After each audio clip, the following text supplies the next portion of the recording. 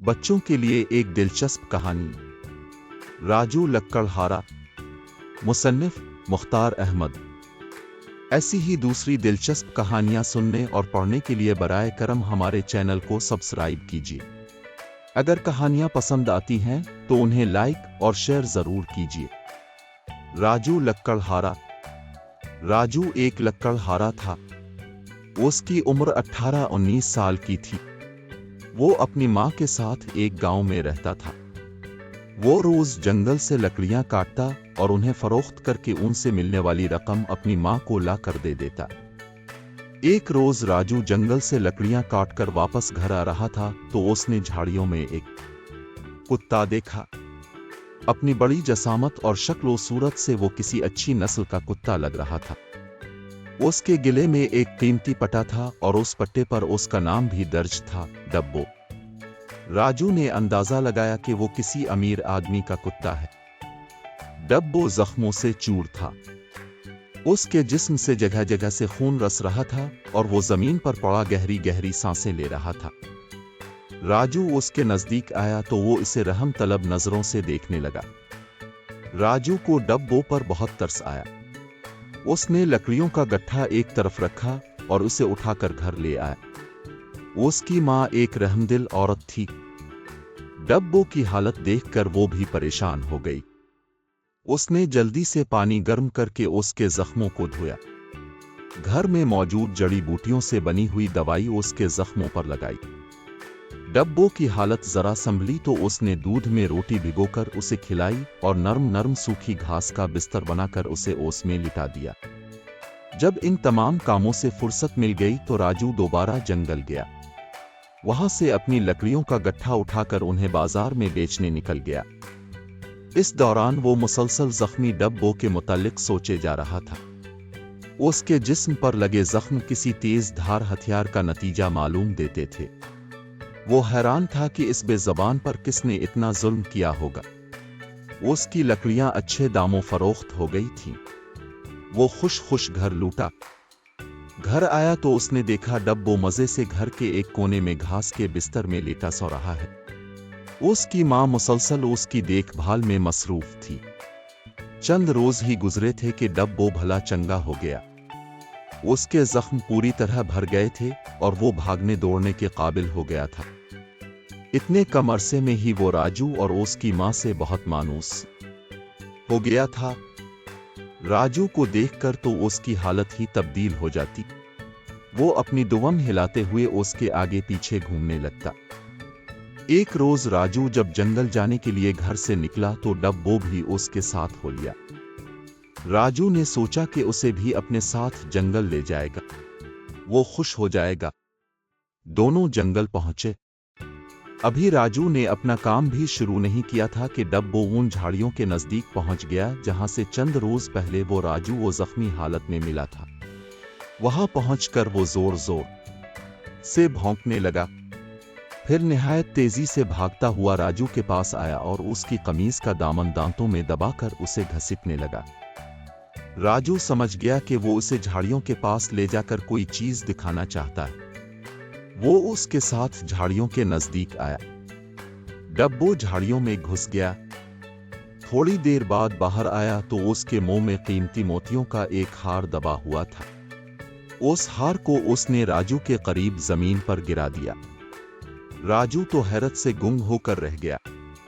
वो हार निहायत कीमती लग रहा था क्योंकि उसमें नन्हे नन्हे जगमगाते हीरे जड़े हुए थे। राजू की कुछ समझ में नहीं आ रहा था कि यह हार उन झाड़ियों में क्यों मौजूद था। उसने हार को उठाकर अपने कपड़ों में छुपा लिया। फिर उसने डब्बो को देखा। वो अभी तक बेचैन नजर आ रहा था और सामने की तरफ पहाड़ों को देखे जा रहा था। उसने एक मर्तबा फिर राजू की कमीज मुंह में दबा ली और उसे खींचने लगा। राजू उसकी इस हरकत से समझ गया कि वो उसको कहीं ले जाना चाहता है। उसने कहा, ठीक है, मैं तुम्हारे साथ चलता हूं। डब्बो उसे अपने साथ लिए लिए पहाड़ों की जानिब चल पड़ा। वो जमीन पर कुछ सूंघता भी जा रहा था। पहाड़ों के नजदीक पहुंचे तो वहां उसके दामन में दूर तक बड़े बड़े दरख्त नजर आए। डब्बो से लेकर उन दरख्तों के झुंड में दाखिल हो गया।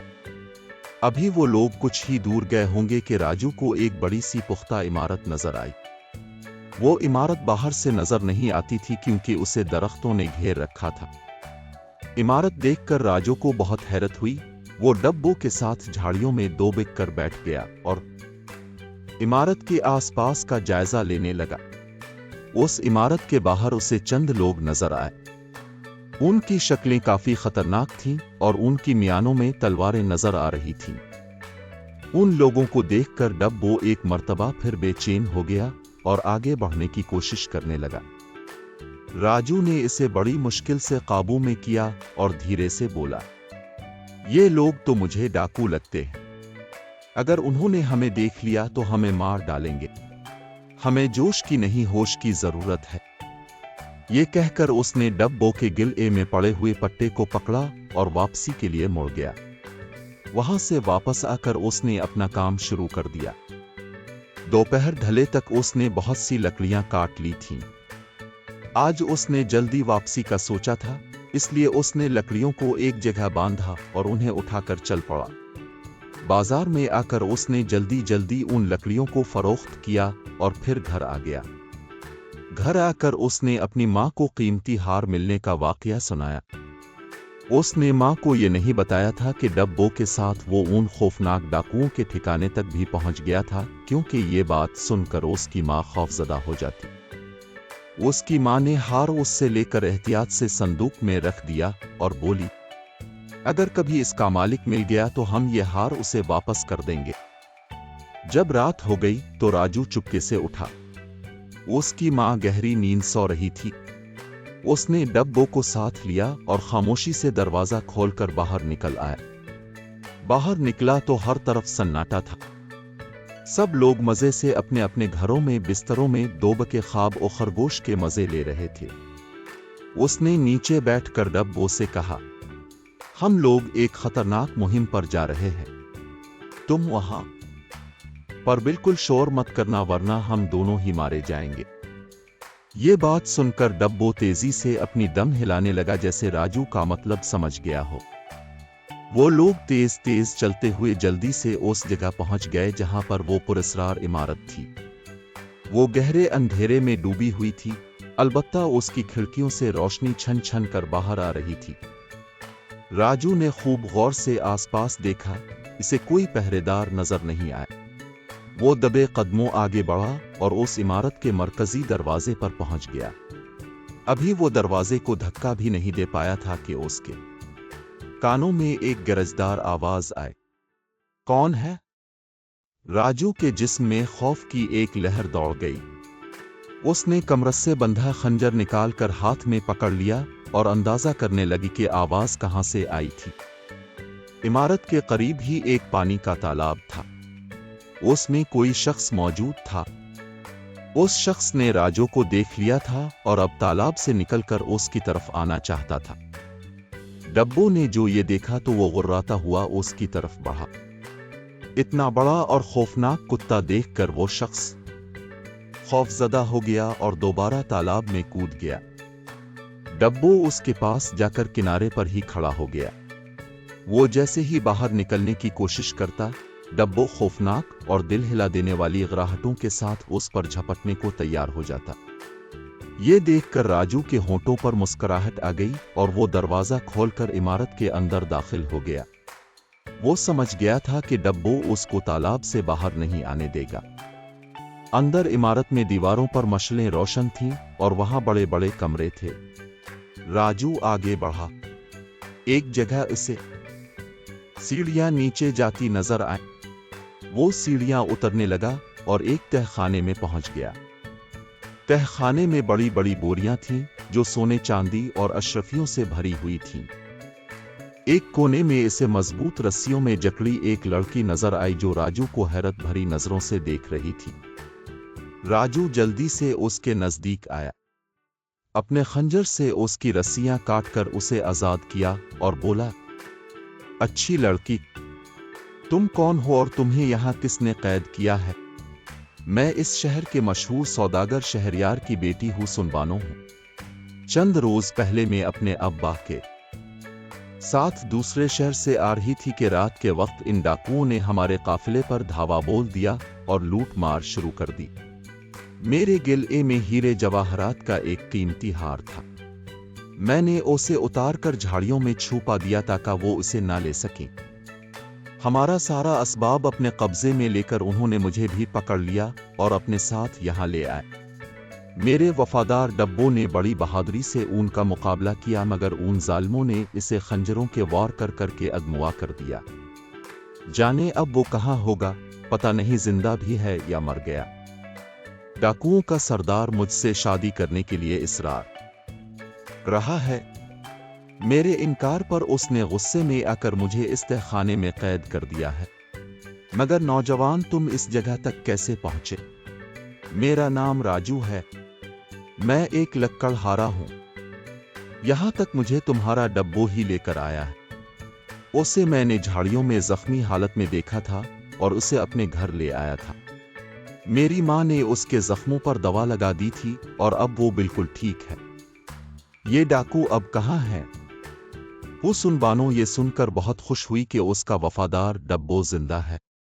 उसने कहा, डाकू हर रोज रात को लूट मार करने के लिए चले जाते हैं और सुबह होने से पहले वापस आ जाते हैं। उनका एक साथी यहाँ की निगरानी के लिए मौजूद रहता है। अब जल्दी से यहाँ से निकलने का सोचो, ऐसा ना हो कि वो आ जाए। इसकी फिक्र मत करो। तुम्हारा डब्बो इसे तालाब में से निकलने ही नहीं दे रहा। मेरा ख्याल है कि यहाँ पर एक आध घोड़ा तो जरूर मौजूद होगा। हमें यहाँ से निकलकर कोतवाल को इत्तिला देना पड़ेगी ताकि वो अपने सिपाहियों की मदद से उन जालिम डाकुओं को गिरफ्तार कर ले। वो दोनों तहखाने से बाहर आए।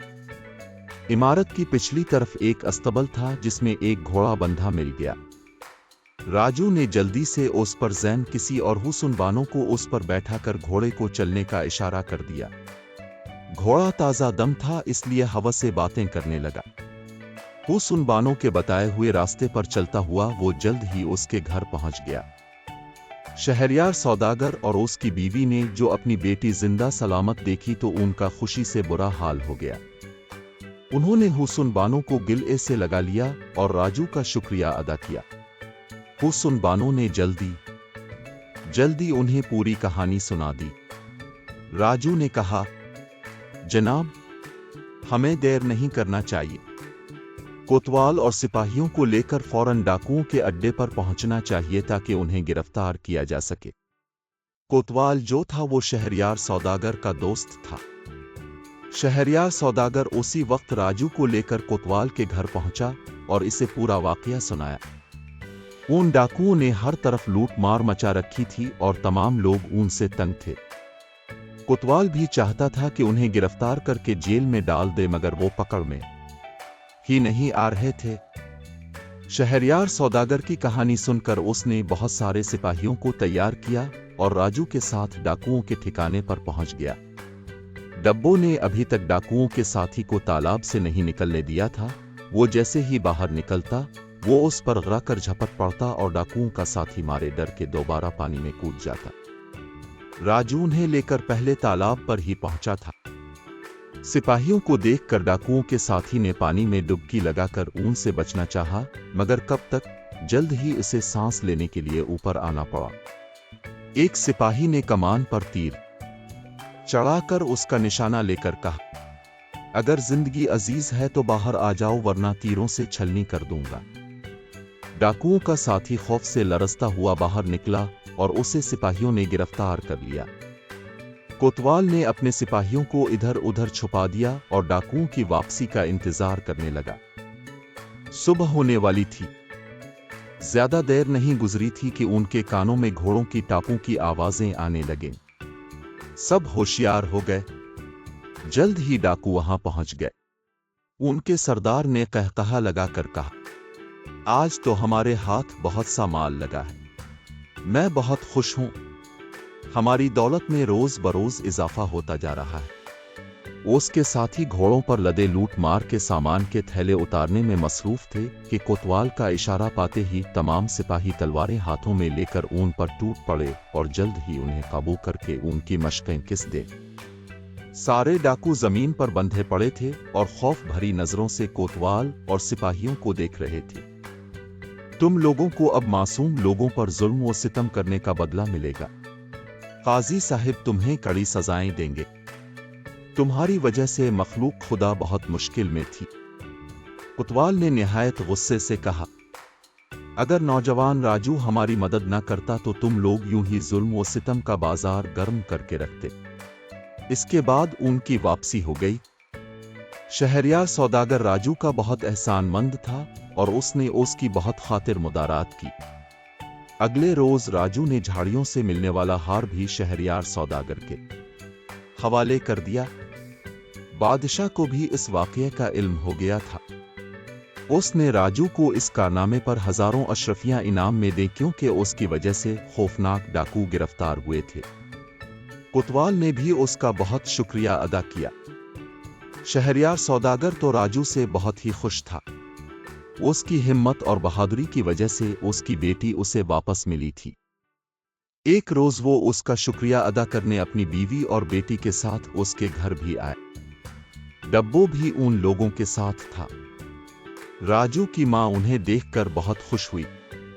वो इस बात पर भी फूले नहीं समा रही थी कि उसके बेटे ने इतनी बहादुरी का काम सर अंजाम दिया है जिसकी सब तारीफ कर रहे हैं। सौदागर राजू की शराफत और ईमानदारी से भी बहुत मुतासिर था क्योंकि इतनी गुर्बत के बावजूद राजू ने उसकी बेटी का हीरे जवाहरात का कीमती हार भी इसे वापस कर दिया था। उसने फैसला कर लिया कि वो हुस्न बानो की शादी ईमानदार और बहादुर राजू से ही करेगा।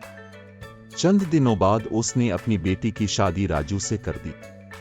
बादशाह ने इनाम में जो अशरफियां राजू को दी थीं, उनसे उसने शहर में एक बड़ा सा घर खरीद लिया और खुद भी तिजारत करने लगा।